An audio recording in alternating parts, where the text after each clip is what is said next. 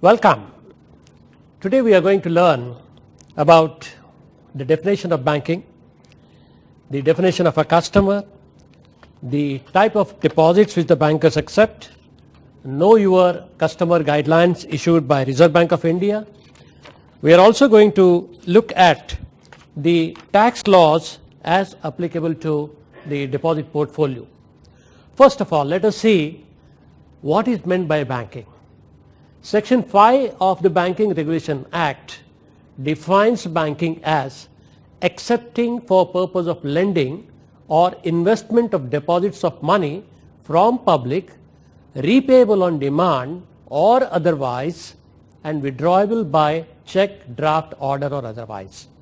So the main thing here is the deposit should be withdrawable by check, draft or order, else anyone who is accepting deposits, if this particular thing is not available, the particular institution cannot be called as a bank.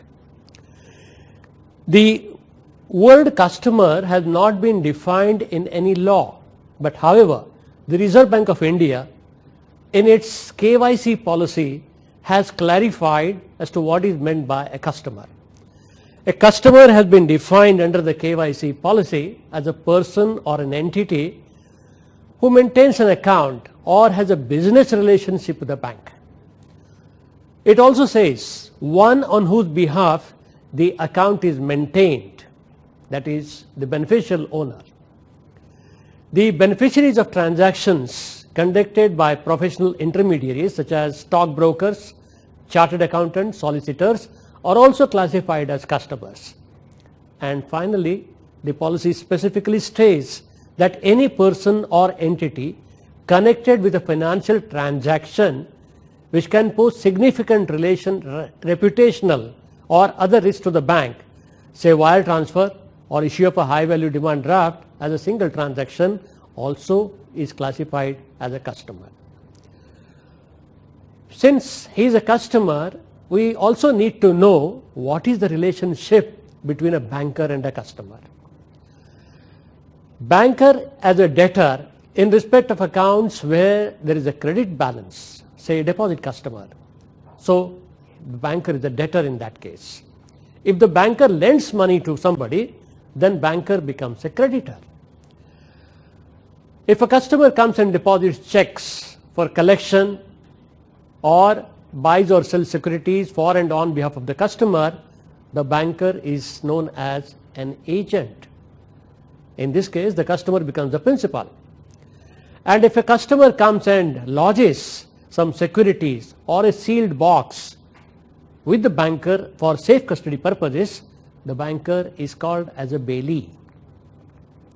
In case of proceeds of an instrument under collection or proceeds of any bill or security realized or yet to be credited to the customer's account, he is called as a trustee. So this basically the customer relation. There are also a few things which we should know. In case of safe deposit vault, banker is called as a lessor because he leases the safe deposit locker to a customer and charges monthly or annual rent. So the customer relationship will be that of a lessor and lessee.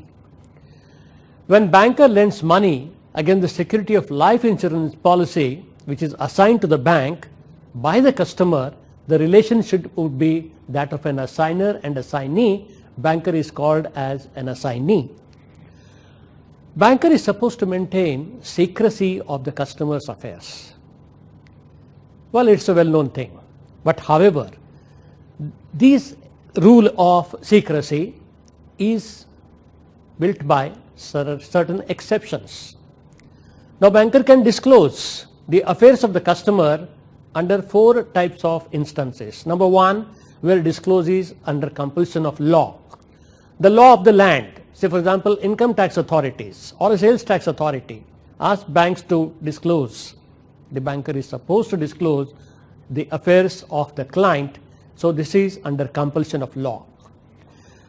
Where there is a duty to the public to the disclosure, particularly during national emergency, disturbed conditions, it may be in the interest of the nation to disclose the state of the account of the customer.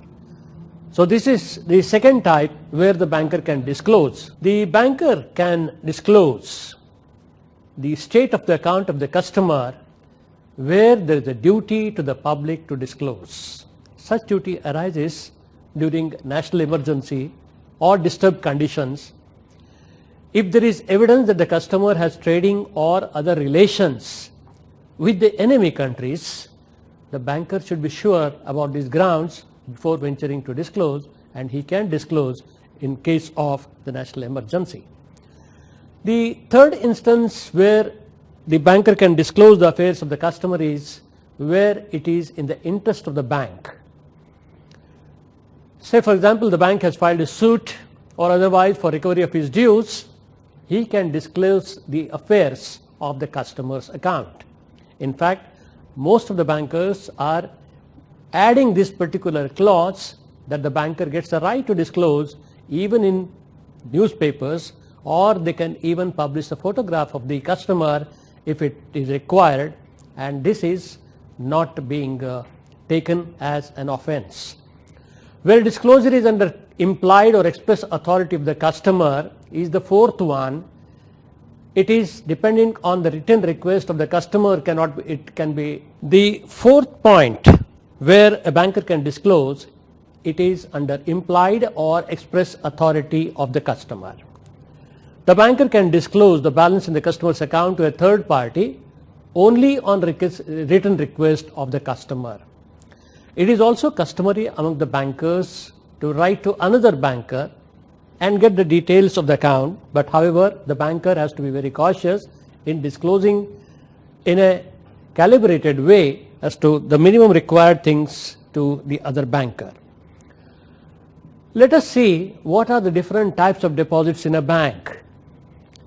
The deposits can be broadly classified into three aspects. One, demand deposits. Second, term deposits. And third, hybrid deposits or flexi deposit.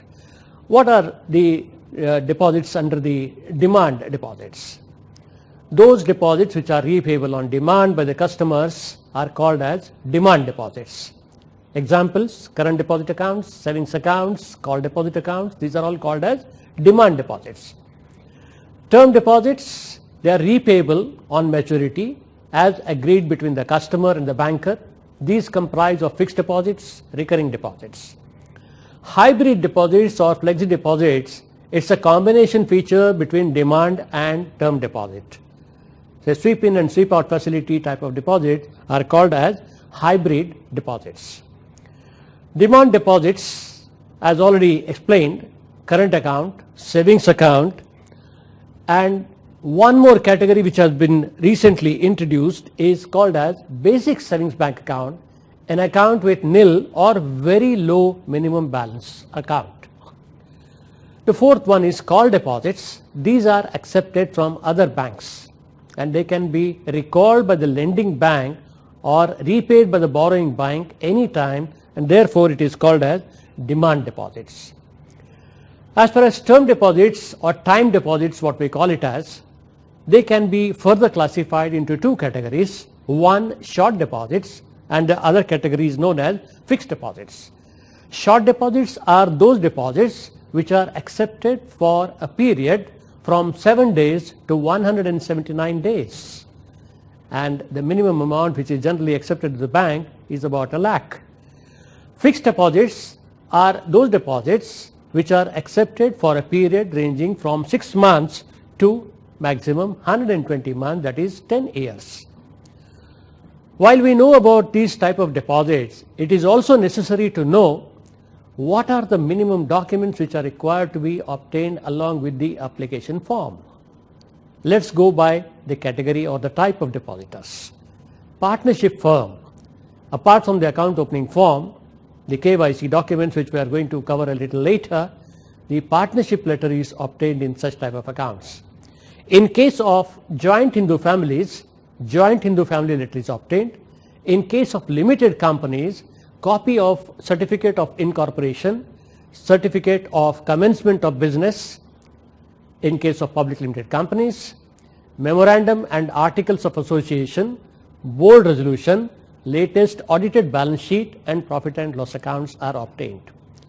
In case of accounts which are to be opened on behalf of clubs, schools, societies, etc., we need to obtain certificate of registration or incorporation if it is registered under association or committees, etc., certificate from registrar of cooperative societies wherever necessary, bylaws, rules, regulations, etc., memorandum of association, resolution, latest copy of balance sheet in case of cooperative societies if available. In case of accounts of trust, we need to obtain copy of instrument trust deed or relevant extract thereof, resolution, certificate of registration from charity commissioner if it is a public charitable trust. For accounts of executors and administrators, we need to obtain probate or succession certificate or letter of administration or administrator general certificate. For provident funds, we need to obtain trust deed as well as resolution. For accounts of liquidators, we need to obtain court order and a resolution. Guardian appointed by court in respect of minors, we need to again obtain court order or guardianship certificate. And for accounts of state financial corporations, we need to obtain copy of the act or legislation, bylaws if any, and the resolution. Apart from these documents which we have discussed, the most important thing for a banker now is to obtain KYC documents. Now before that, we must try to understand what is this KYC, why it all came into existence. So it all came as a step for stopping the money laundering activities. What is money laundering? Money laundering is a process whereby the origin of funds generated by illegal means such as drug trafficking, illegal arms trade, corruption, extortion, etc. is concealed. It can be defined as the process of converting illegal money into legal money through the process of placement, layering, and integration. What is meant by placement? Placement means physical deposit of the initial proceeds derived from illegal activity, that is opening up an account, depositing the amount, that is called as placement. The next step in money laundering is known as layering. Layering involves separating these proceeds which are already placed in the bank account by creating complex layers of financial transactions. For example, transferring the money to another account or several accounts. So that is called as layering. The third step involved in money laundering is called as integration. After successful completion of the layering process, that is transferring the funds to different accounts, the money is placed in several instruments like investing in shares or real estate, etc. They are converted back into the cash or again getting money back, and this process places the laundered money back into the economy for normal business funds, that is called as process of integration. The KYC guidelines have been issued by the Reserve Bank of India, and it is to prevent banks from being used as conduit by the criminal elements for laundering the money which they had obtained. The banks have framed their own KYC policies incorporating the 4 key elements which are known as customer acceptance policy, customer identification procedure, monitoring of transactions, and risk management.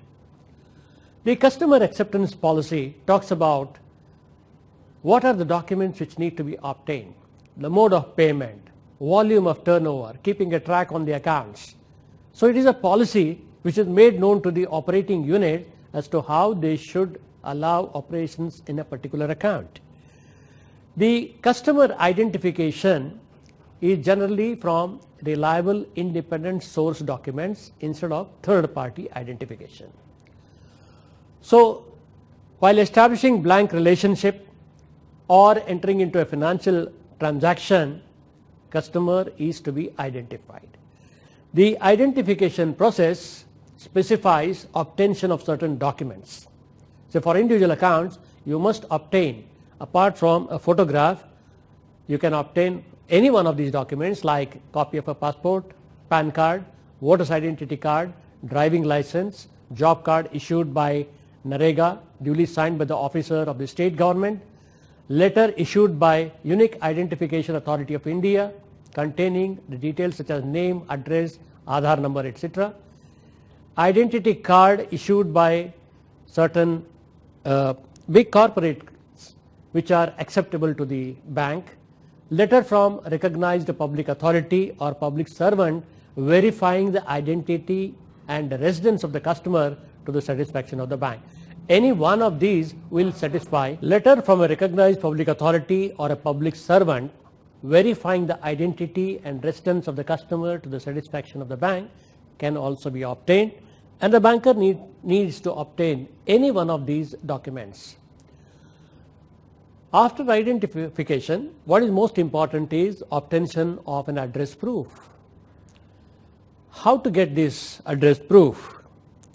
The guidelines provide that any one of these documents, that is copy of a telephone bill, bank account statement, letter from any recognized public authority, electricity bill, letter from employer subject to the satisfaction of the bank, or if persons are not having any of these, a rent agreement indicating the address of the customer duly registered with the state government or similar authority can also be obtained as a proof of verification for address. So any one of the documents again here will be sufficient for the address proof. The next thing in KYC is monitoring of transactions. Now, how to monitor these transactions?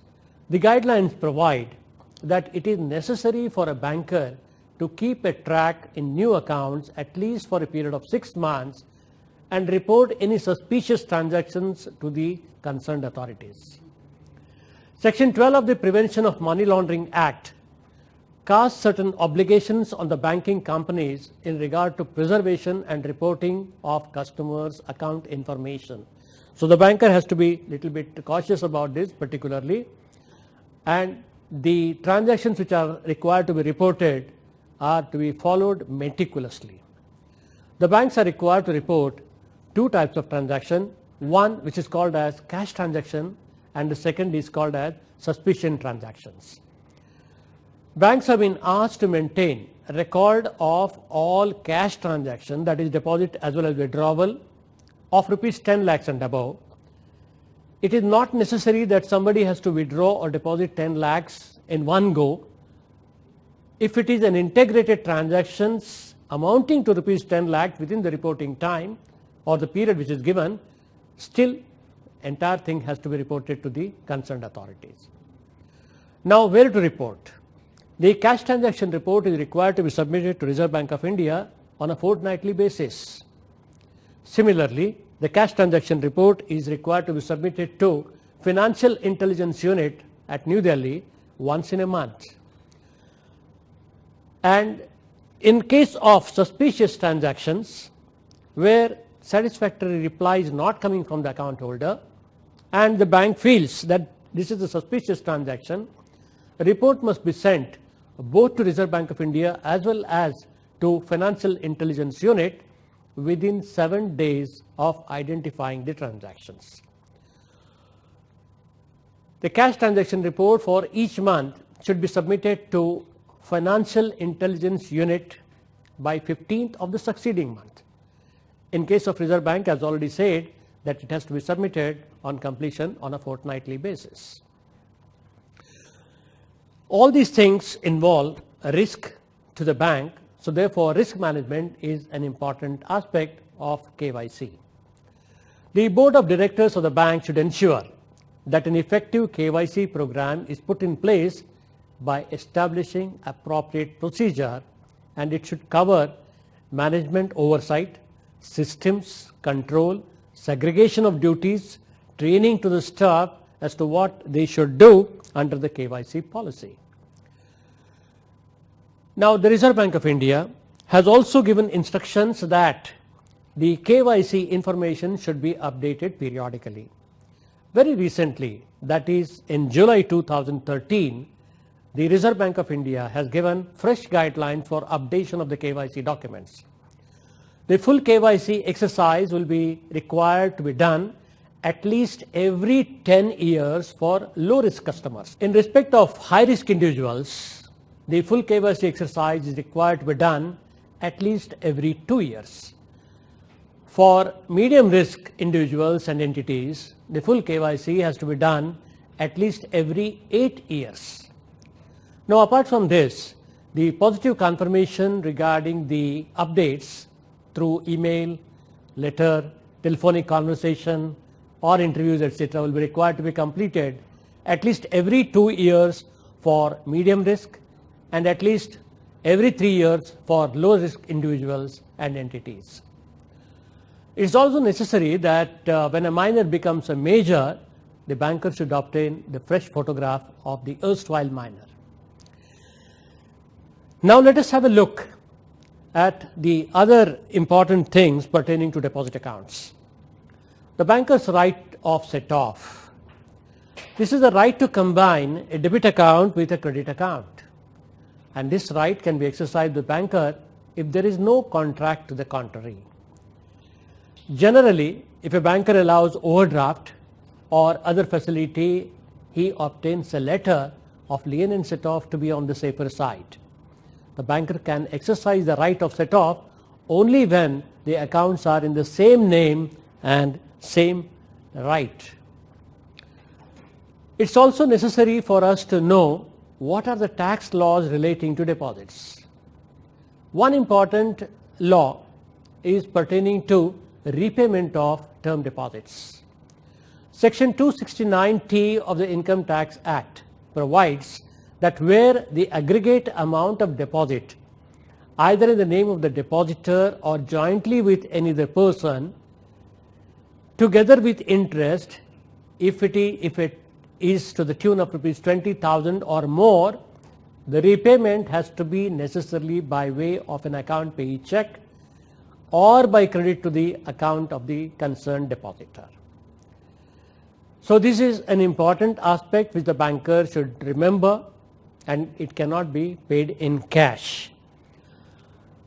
One more important aspect is regarding the deduction of tax at source. The law provides that if interest paid during the financial year at a branch exceeds rupees 10,000, and where the individual has submitted form G or H and which is exempted from the tax source, the customer has to provide PAN. If he doesn't submit the PAN, then the tax will have to be deducted at 20%. Where it is more than 10,000 and where the customer had not submitted either form G or form H, the deduction of tax at source will be to the tune of 10% of the interest amount which is paid for individuals, and in respect of companies it is 20% plus surcharge as per the rules applicable.